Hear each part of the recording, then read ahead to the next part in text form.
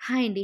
ఈరోజు మన వీడియో ఏంటంటే, నానక్రామ్‌గూడలో కొత్తగా స్టార్ట్ అయిన భారతీయ రెస్టారెంట్. ఇది పూర్తిగా ప్యూర్ వెజ్ రెస్టారెంట్ అండి. సో, ఇక్కడ మనకి సౌత్ ఇండియన్, అలాగే నార్త్ ఇండియన్, చైనీస్ కూడా ఉంటుంది. అలాగే ఇక్కడ మనకి ప్లేసెస్ డైన్ ఇన్ అయితే ఇలాగ బెంచెస్ లాగా, అలాగే కొంచెం సిట్టింగ్ ఏరియా గల అయితే ప్రొవైడ్ చేశారు.